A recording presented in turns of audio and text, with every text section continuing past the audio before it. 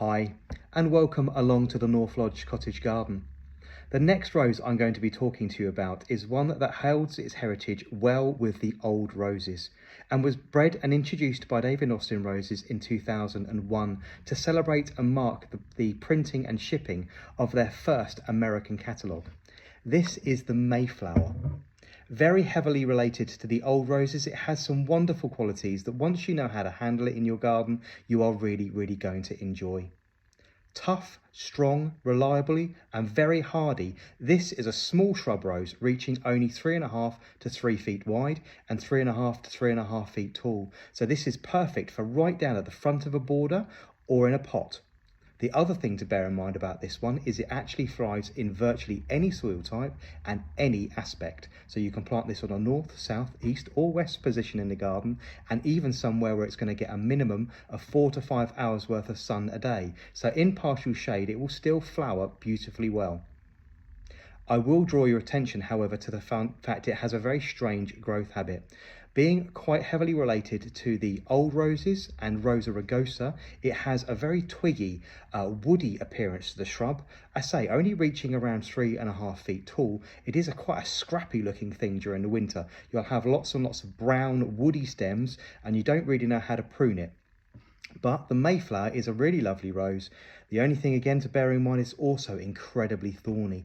They are absolutely razor sharp. I'm not going to handle this one just yet while we continue to talk about it in the actual vase, but I will get it out in a second and I will show you those barbs. So do be very careful with it. They are razor sharp. There are hundreds of them and they go right up to the back of the flower and all the way down the back of the leaves. So do be very careful. But the Mayflower is a lovely rose that's related, as I say, to the old roses, a lovely true pink flower, which is really quite stunning, and that lovely characteristic old rose button in the centre, very much like a pincushion. If you do part the stamens in the centre there, you will have a lovely little yellow eye, which is very telltale of the old roses, but you can see it really is very pretty.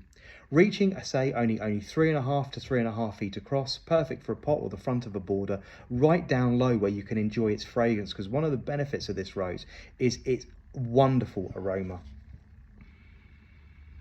It has that lovely old traditional old rose fragrance. It has notes of blackberry and apple crumble, that sort of really lovely burnt sugar edge to it. It's a really lovely rose, and one my husband Mark actually chose for our collection way back in the autumn of last year. There were several on the table and I said I can't choose between several roses, which would you prefer? He had a look and he said, oh, you don't have anything like this, which I didn't at the time. So the Mayflower came home and I'm really glad that it's here because it has some lovely qualities. I'm going to get the bloom out for you to have a closer look at, and I'm going to start with the one that I haven't dethorned so you can see the thorns themselves. If I bring that in, you can see they are razor sharp and there are lots and lots of them. So do be very careful when you're handling this because it really is a wolf in sheep's clothing. Very pretty, but very angry. I'll pop that one back in the vase and handle this one that I've just run my secateurs over to debarb so you can have a look at that flower.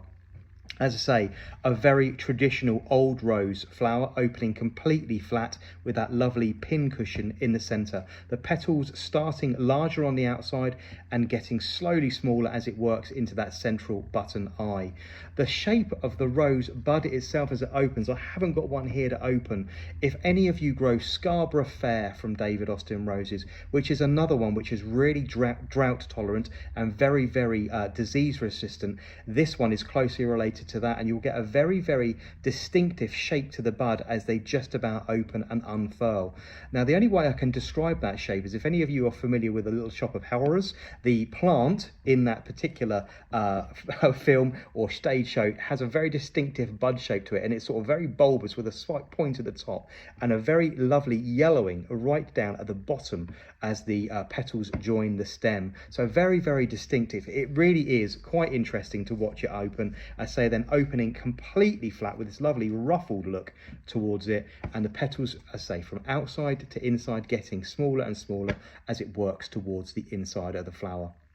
A repeat flowering shrub rose, which is going to work really hard for you, especially if you're growing it on an elevated spot in a pot, for instance on a balcony, where it is going to take full sun, it's going to take wind, and it will even take a little bit of salt as well. So I know many of you are trying to bring this lovely cottage garden feel to your modern way of growing things up in the air.